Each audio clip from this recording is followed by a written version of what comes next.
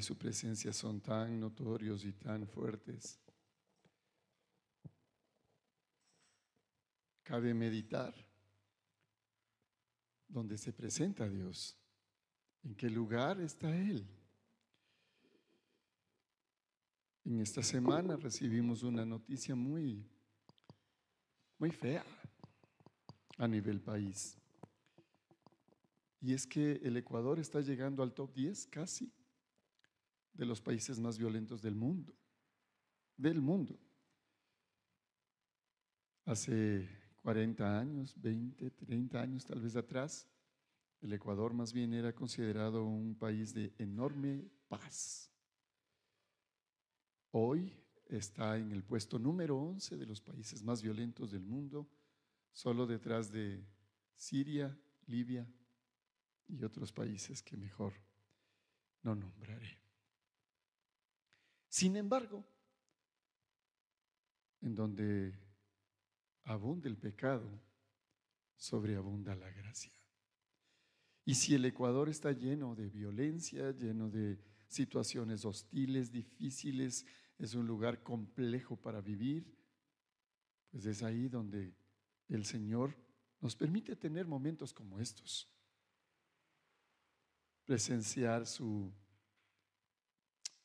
magnificencia, su bondad, su misericordia, con el solo hecho de darle un tiempo a Él para poder escucharle.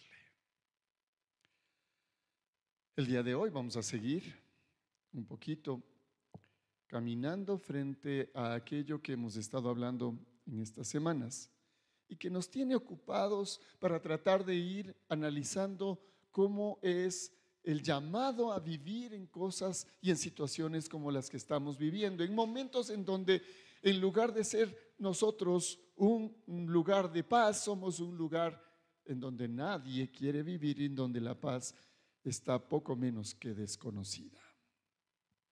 La semana pasada hablamos de la obediencia, una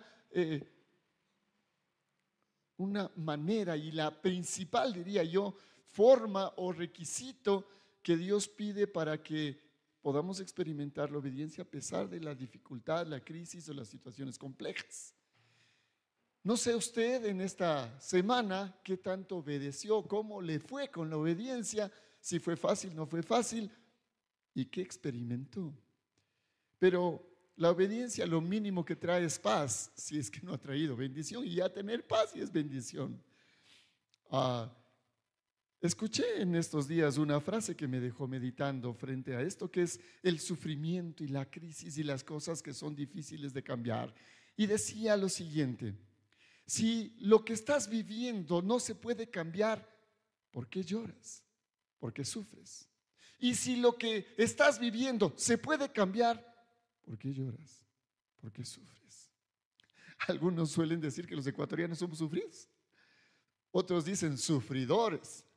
Y es que no importa la condición en la que estemos, siempre estamos como en el plano de esto está malo, esto está pésimo.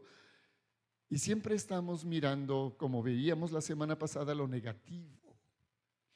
No lo positivo, sino lo malo que puede estar pasando frente a lo bueno que podría ser más incluso. Y no nos damos cuenta de que tal vez, y digo solo tal vez, Dios nos ha dado más de bondad, bien, misericordia y prosperidad y bendiciones que el enemigo poner maldad, situaciones complejas y hostiles. El día de hoy vamos a seguir meditando para terminar el estudio de Génesis 26. Y propongo para este día el título de nuestro mensaje de hoy: en la crisis, destapa los pozos que la envidia cerró. Tal vez usted no entienda este título, tal vez no sea fácil de comprender y dirá: ¿y el pastor ahora de qué va a hablar? En la crisis, ¿qué tiene que ver la crisis con los pozos? Obviamente sí puede haber algo de la envidia, pero vamos a estudiar el pasaje de hoy desde el capítulo 26 de Génesis, versículos 12 al 25. Y nos vamos a encontrar con la situación que Isaac tuvo que enfrentar después de obedecer al Señor. Va a la tierra que Él le dijo que vaya, cumple, obedece, llega a la tierra y empieza a hacer algo especial allí. Le recibieron, sí, lugar que era más bien de enemigos, los filisteos. Dios movió el corazón de aquel sitio, de aquella tierra, y le reciben y le permiten tener experiencias de bendición cuando él obedece. Ahora, muchas gracias, señora, muy amable. Cuando se enfrenta ya al vivir, al estar allí, al hacer comunidad o al empezar a estacionarse, a acampar allí en ese lugar para no quedarse atrás, sino seguir adelante, porque Dios, si nos lleva a un lugar, no es para hundirnos, nos lleva para que allí podamos experimentar sus bendiciones. Siempre que Dios nos dice, ve para acá, haz esto o haz lo otro, no es en función de darnos o regañarnos o ponernos en lugares en donde nos va a venir castigo y maldad, y no. Dios nos dice, muévete acá, ponte acá, obedece en esto otro, porque quiere bendecirnos. Y en este caso, don Isaac, que le hace caso al Señor, obedece, va a la tierra que, aunque no era la que él había escogido, sí experimenta una hermosa bendición. Quiero empezar analizando un poquito una palabra que seguramente ya les debió haber tintineado los oídos: envidia. Porque en el título que les dije, esa palabra como resalta, se abre, como que se impulsa mucho, y obviamente nos permite tener como una óptica de qué es lo que va a ser tratado en este tema de hoy. Vamos a ver unas 3 frases de filósofos sobre esta palabra, la envidia, que probablemente en muchos de estos ambientes en donde nos estamos moviendo hoy, pues simplemente es la norma. Muchos crímenes se cometen por la envidia. Los ladrones dicen, yo quiero eso que tiene el otro, pero que no, a él no le costó sino el otro, y entonces dice, voy a robar porque es más fácil robar que trabajar. El vecino que ve que el de al lado tiene un nuevo carro, dice, yo quiero ese carro, y hace un montón de cosas para tener un carro, ojalá mejor que el vecino. Y esta palabra se vuelve a veces la norma del día y de las comunidades. Permítanme leer 3 frases sobre la envidia. Se pregunta Víctor Hugo, ¿qué es un envidioso? Y se responde, un ingrato que detesta la luz que le alumbra y le calienta. Es como decir, sol, ¿por qué alumbras tanto? Ese es un envidioso. ¿No nos molesta a veces el sol? Ya les veo que están en la sombra. Segunda frase, lo dice Pluvio Cornelio Tácito. No me voy a detener en esto porque son nombres de filósofos antiguos, no anticuados, antiguos, que nos permiten aclarar sobre la envidia. Cuando los hombres están llenos de envidia, menosprecian todo, sea esto bueno o malo. Todo para ellos no sirve. Les dan algo bueno y dicen, ¿y por qué tan poquito? Les dan algo malo y ¿por qué me dan así? Para aquel que es envidioso, nada le sirve. Tercero, voy a hablar del señor Epícteto de Frigia. Dice él que la envidia es el adversario de los afortunados. Es decir, que si a usted le envidian, considérese afortunado. Amén.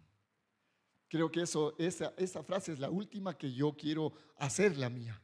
Si hay algo que me envidien, y de hecho, si he tenido envidiosos junto a mí, pues me considero afortunado cuando por mi causa hay alguno que tiene ese mal sentimiento. Yo al menos digo, Señor, gracias, porque si están envidiándome es porque algo bueno me has dado, Señor, y te agradezco. Repito, en las circunstancias que vivimos hoy en nuestro país, necesitamos aprender a mirar y muy atentamente a Dios y escuchar lo que Él nos promete o el camino que Él quiere que tomemos, sin importar cuál sea, en la tierra a la que Él nos conduce. En este pasaje Dios nos muestra los resultados de seguir sus órdenes obedientemente y dejar nuestra vida y destino en sus manos. No importa el momento caótico que podamos estar pasando si estamos siguiendo los mandatos de Dios, porque al final siempre podremos ver la bendición que Él prometió. Y muy a pesar de los intentos del enemigo, de los envidiosos, por evitar que esta bendición nos llegue. ¿Cómo está usted? ¿Listo para recibir la envidia? ¿O ya la recibió? Algunos dicen, ¿por qué eres tan bello? Y yo digo, porque soy hijo de Dios. Y algunos dirán, ya se va a decir bello el pastor. No, no es eso. Es que doy gracias, porque el Señor me hizo hermoso, aunque de una belleza extraña. Vamos ahí, el primer punto y nuestro primer versículo del capítulo 26, versículo 12. Voy a permitirme leer. Dice así: Isaac sembró semilla en esas tierras y en ese mismo año reunió una cosecha 100 veces mayor.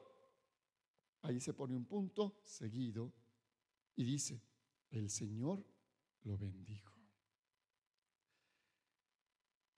Repito, cuando uno estudia no puede pasar por alto los signos de puntuación.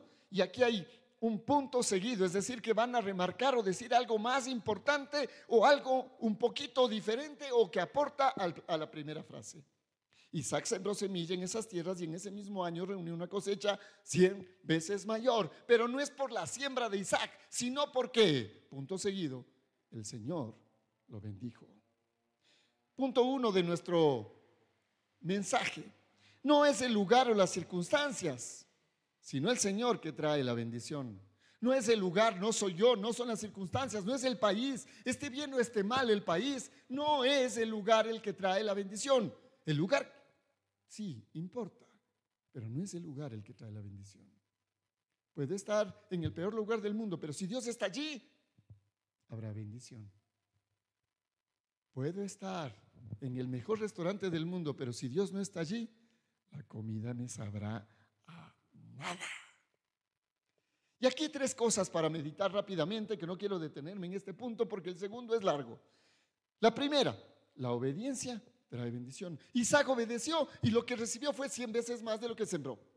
Así de simple. Isaac trajo una semilla y el Señor le dio 100 semillas por obedecer, hijito. ¿Qué está sembrando usted? ¿Está sembrando en el lugar que Dios le trajo? ¿O en el lugar que Dios quería?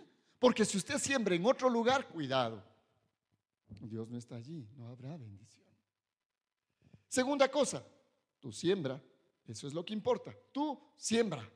El resultado, déjale a las manos de Dios. Lo que tienes que hacer cuando ya obedeciste es accionar. Uno no puede quedarse por simplemente decir, Señor, te obedecí, ya me quedo allí, que fue de la bendición. No, el Señor va a bendecir si es que yo siembro. Y mis acciones, es decir, lo que yo haga, fruto de estar obedeciendo al Señor, va a recibir bendición de Dios. Yo no puedo quedarme en el misticismo de solamente decir, Señor, aleluya, ayúdame, ayúdame. No. Tengo que hacer cosas, lo que Dios me manda, lo que Dios me ha dado, tengo que invertirlo, tengo que ponerlo en acción, tengo que sembrar algo para que pueda cosechar algo mucho mayor.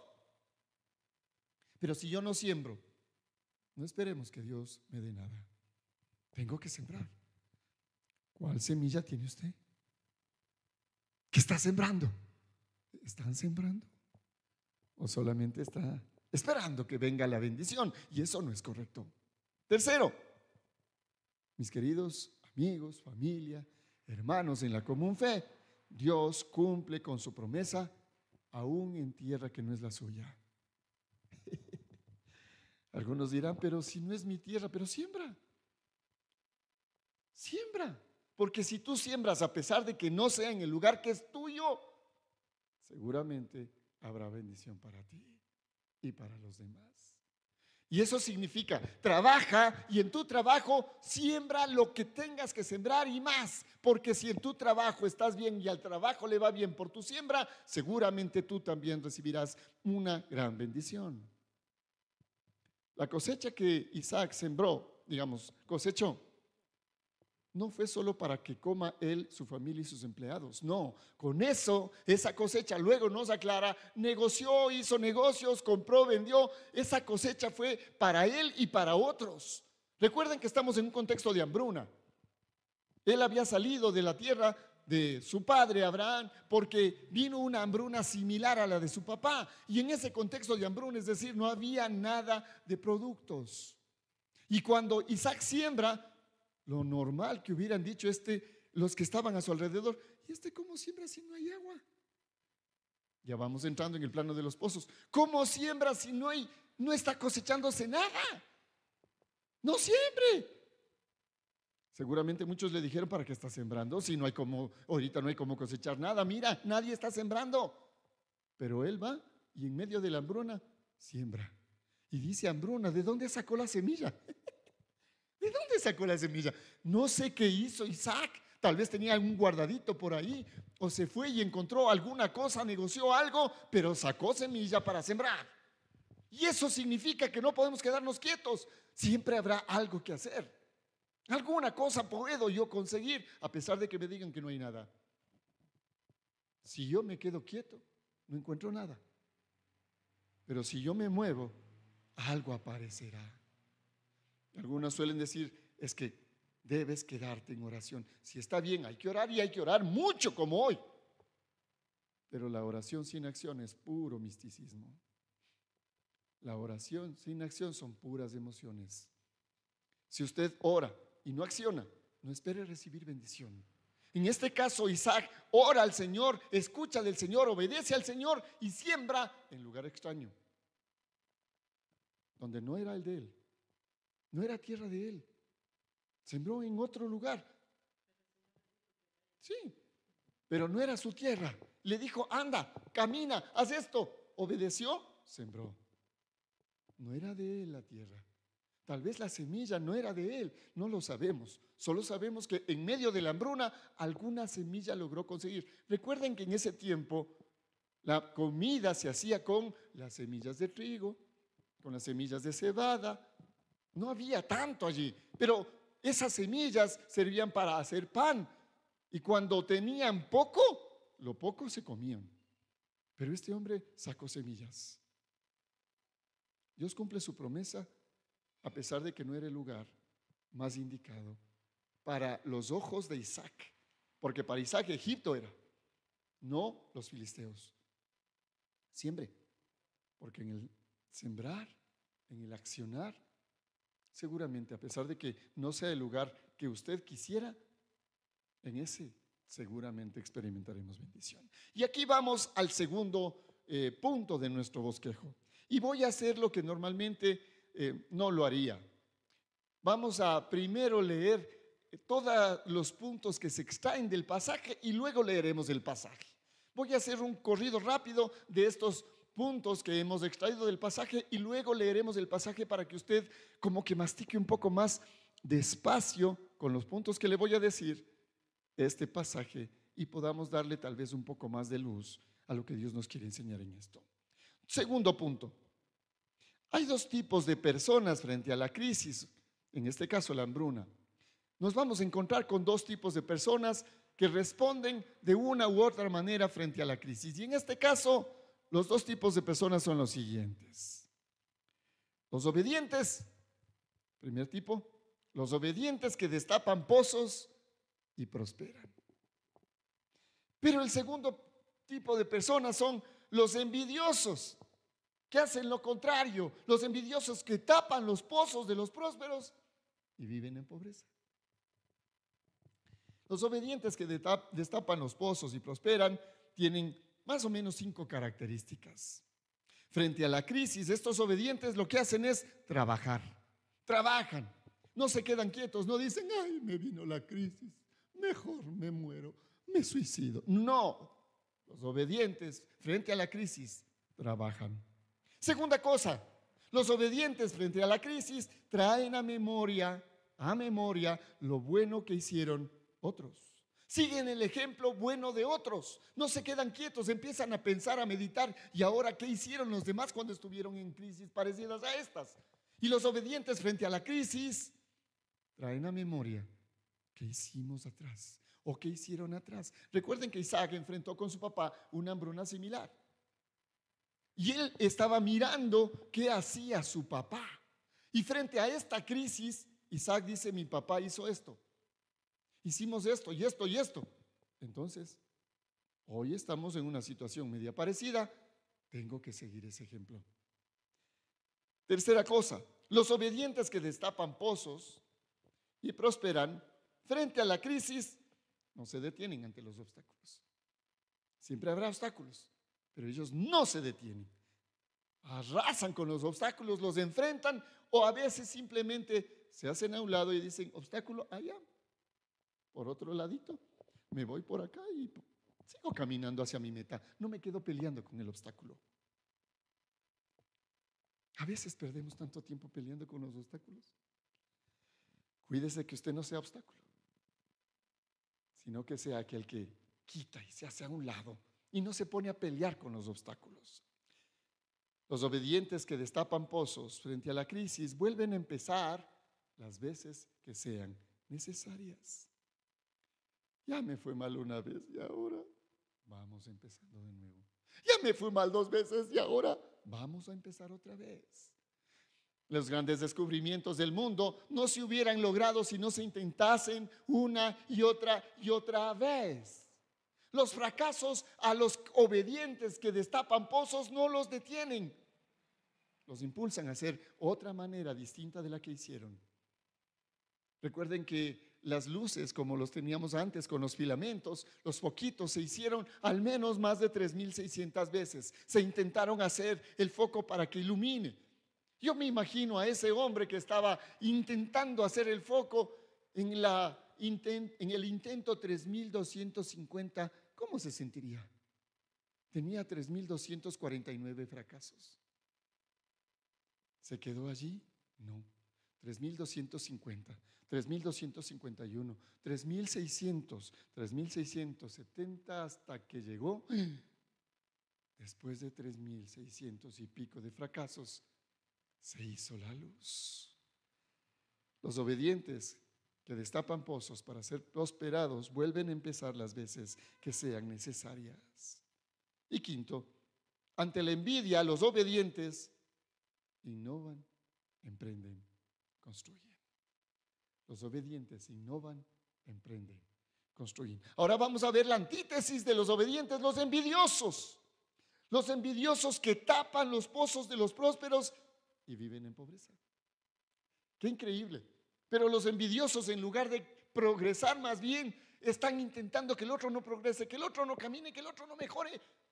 Y el que no mejore es él. Primera cosa de los envidiosos, que tapan los pozos y que viven pobreza. Frente a la crisis, no trabajan. Se pasan envidiando. Ya hizo esto. ¿Y por qué hizo esto? Entonces esos son reactivos, dicen, yo también voy a hacer esto, pero no inventan, no buscan otras cosas, solo reaccionan y reaccionan mal para buscar tapar lo que el otro hizo algo de bueno. Los envidiosos no trabajan, solo envidian. Los envidiosos obstaculizan, son los obstáculos. En lugar de apoyar a aquellos que prosperan, en lugar de acercarse y decir, ve cómo te ayudo, porque estás haciendo algo bueno, déjame aprender. Los envidiosos se vuelven un obstáculo en lugar de apoyar. Tercera cosa, los envidiosos, en lugar de juntarse y aprender, pelean. Se ponen a discutir, se ponen a pelear, se ponen a detener en lugar de aprender o compartir. Cuarto, los envidiosos ante la bendición alejan al que ha sido bendecido en lugar de acompañarlo. En lugar de decir, ve, te acompaño, porque estoy viendo que estás haciendo cosas buenas.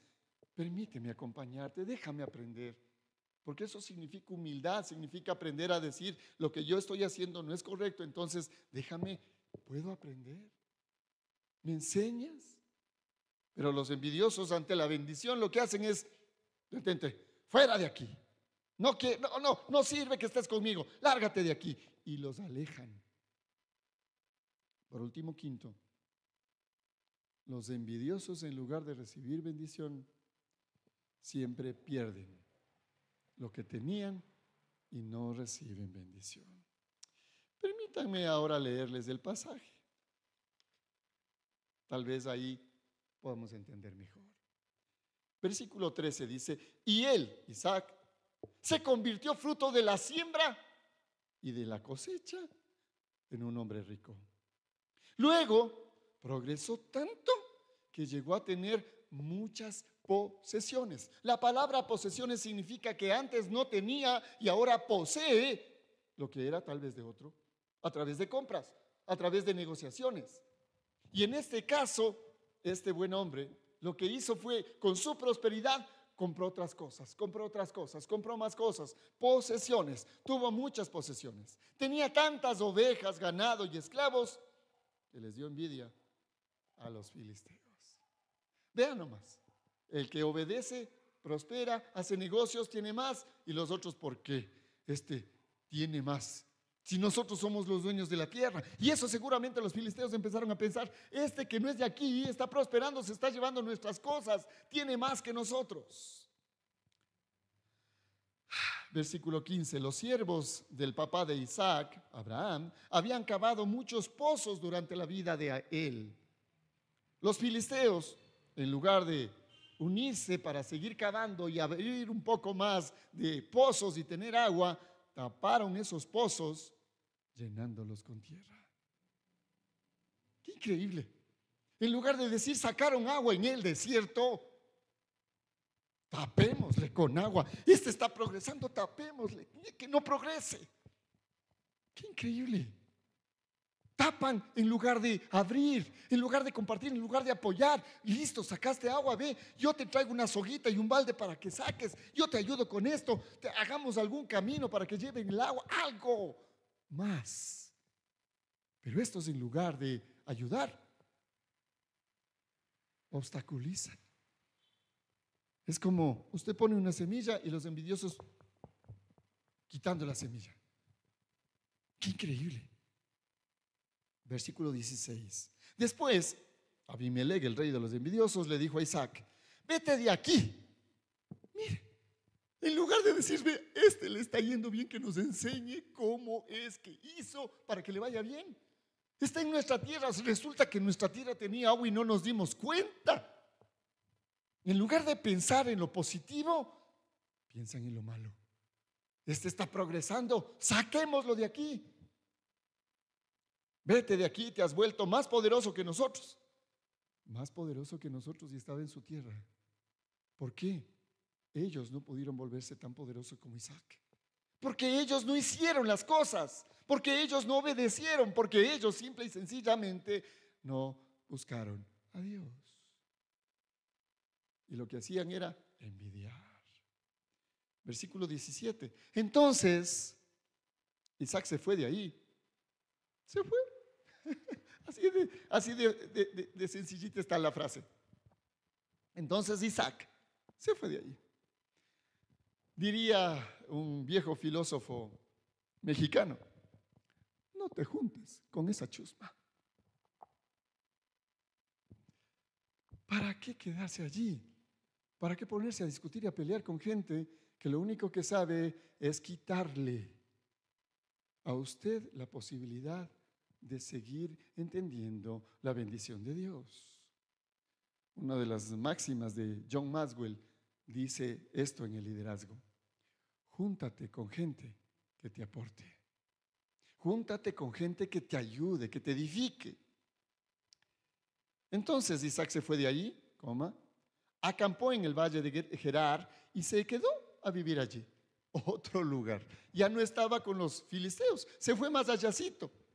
También tierra filistea todavía. Se fue más allá y dijo, bueno, estos no quieren que yo siga prosperando, listo, cojo mis cosas, carguen los guaguas, vamos con los burros y las vacas, las ovejas, y nos fuimos. Versículo 18, Isaac reparó todos los pozos que su papá había construido cuando estaba vivo, ya que los filisteos los habían llenado de tierra después de la muerte de Abraham. A sus pozos les puso los mismos nombres que su papá Abraham le había puesto a los de él. Mire, ¿recuerda lo que hizo su papá? Va por los caminos que su papá le enseñó. Utiliza las herramientas que su papá le dijo, le dio y le mostró como ejemplo. y logra tener resultados parecidos de su papá. Abre los pozos y nuevamente encuentra agua. Qué increíble. Si seguimos el buen ejemplo, siempre encontraremos agua, aunque los pozos anteriores estén cerrados. Los envidiosos, en lugar de seguir usando los pozos, secaron los pozos. En lugar de utilizar esa agua para poder sembrar, secaron. Qué increíble, ellos mismos haciéndose daño, porque el envidioso se muerde la lengua por dentro. En lugar de, aquí hacen el ejercicio de ver cómo me muerdo la lengua por dentro, no lo hagan, por favor, porque van a ir al hospital así. No hay cómo. Pero ellos intentan y hacen lo posible por morderse la lengua por dentro, porque en lugar de hablar y decir, quiero ayudar, ellos dicen, quiero tapar, quiero obstaculizar, no quiero bendición. El agua estaba en esa tierra. Y en esa tierra había hambruna porque no habían agua.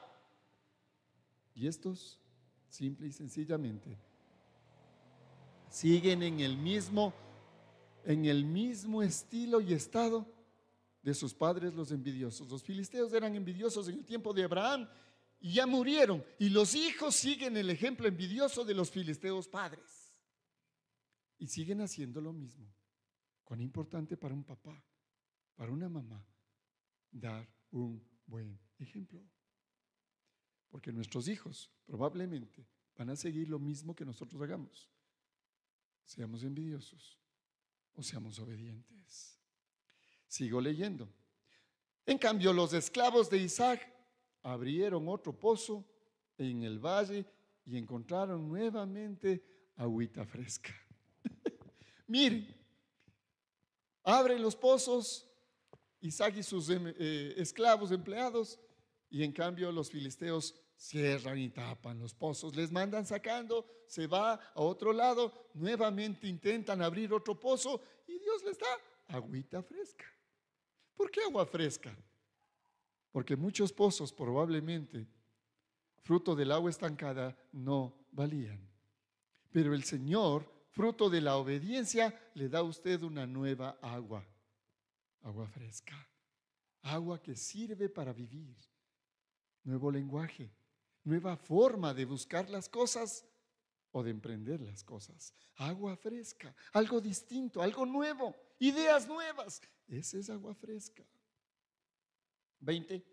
Pero los pastores de Gerar se pelearon con los pastores de Isaac. Ahí, los envidiosos, en lugar de unirse, vamos a la bronca.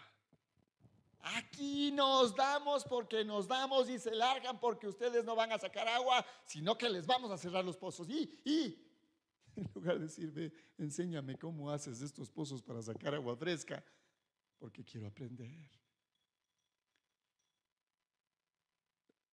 La ignorancia, es decir, la falta de sabiduría, se mide con las acciones de fuerza, no con las palabras propositivas de nuevos emprendimientos, de innovación. Los que son ignorantes, los que quieren con su fuerza hacerse obedecer, básicamente es porque no tienen conocimiento y tampoco tienen intenciones de adquirirlo. Se pusieron a pelear los pastores de Gerar con los pastores de Isaac y les dijeron que sacaron agua, el agua es nuestra. Por esa razón Isaac llamó a la fuente y a ese pozo pelea. Imagínense un pozo, vamos al pozo de la pelea, ve. Clarito sabemos. Y le puso entonces este nombre porque en ese lugar ellos pelearon con él. 21. Después los siervos de Isaac dejaron de pelear. Isaac les dijo, no peleen. Después los siervos de Isaac construyeron otro pozo, pero la gente, en lugar de dejarles, volvió a seguirles para pelear. ¡Qué increíble! El envidioso está detrás de los que progresan y los otros intentando ser mejores, intentando abrir otras cosas que les podían beneficiar a los envidiosos, no los dejan trabajar. Esto es como el perro del hortelano, ¿no es cierto? Ni toma agua, ni deja tomar, ni deja cavar pozos, ni cavan pozos. ¿Qué mismo? Pues diría un filósofo ecuatoriano. ¿Qué es qué mismo? ¿Qué pasa? O sea, dejen trabajar. Vean, les comparto el agua. No querían. Después los siervos de Isaac construyeron otro pozo, pero la gente volvió a pelearse. Por eso llamó Isaac a este pozo enemistad. Listo. ¿Ya peleé? No. Ahora somos enemigos. Listo. Nos fuimos. 22. Isaac, otra vez, frente a aquellos que se ponen como obstáculos, se hace a un lado, se va a un lado, porque no van a entender, porque no van a cambiar, porque son así. Cuando las cosas o las personas no quieren cambiar, no se detenga y pierde el tiempo en pelear con ellos. No quieren cambiar. Hágalo de Isaac. Se fue de allí, construyó otro pozo. ¿Cuántos pozos ya vamos? Hagan la cuenta. No, más. No son 3 pozos, él construyó muchos pozos. Por esta razón, Isaac se fue de allí y construyó otro pozo, y esta vez nadie peleó con él. Inténtelo. Los envidiosos le dañaron, inténtelo de nuevo. No se quede ahí con ellos. Hágase a un lado. Las cosas no van bien, pues busque otro lado. No le quieren en su trabajo, listo, no hay problema.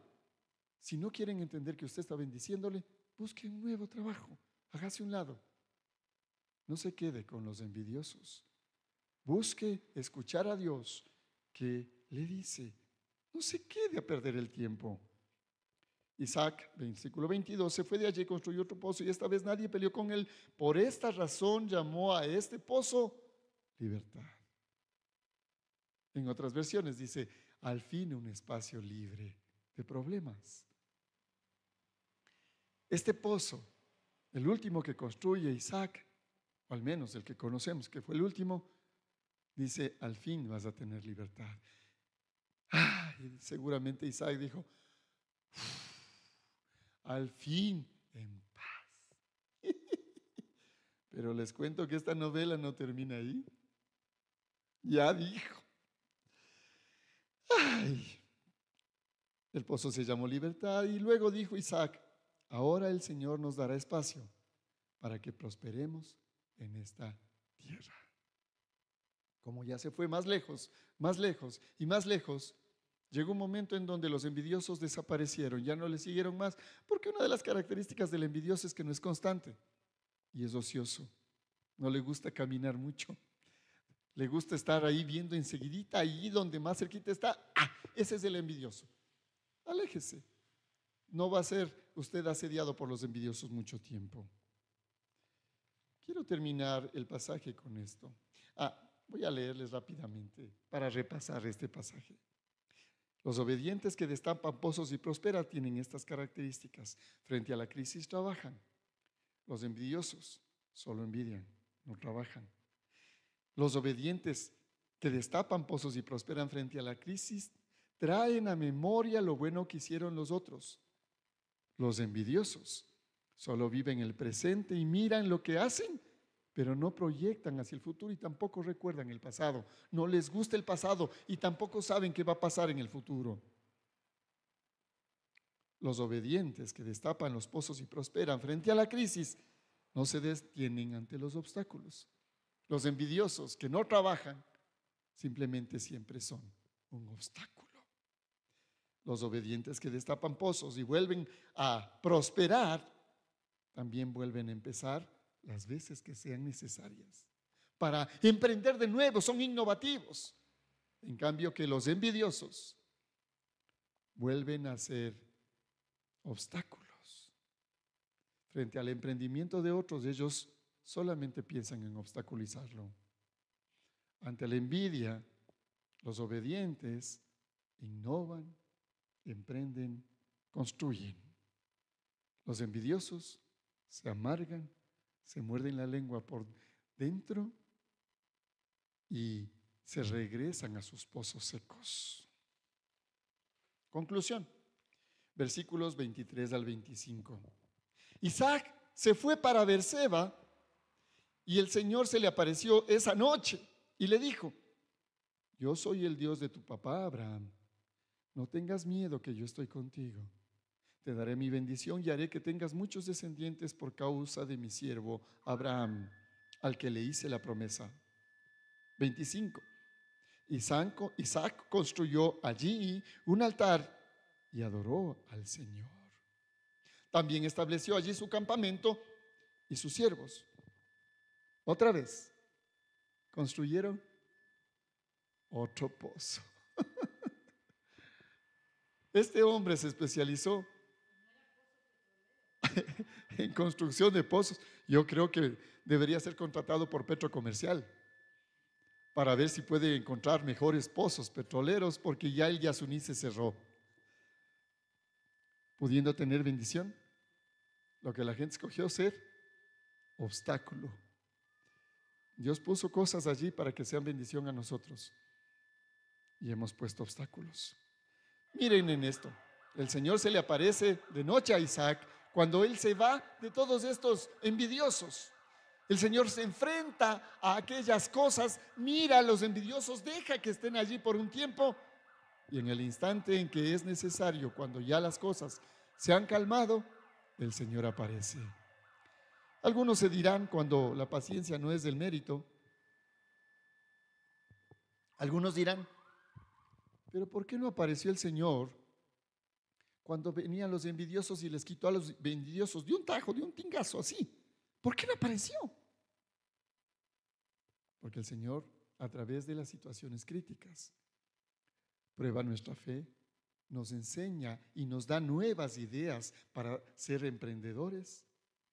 Y siempre que hay situaciones difíciles, el Señor pone sabiduría para que aparezcan cosas nuevas, agua fresca.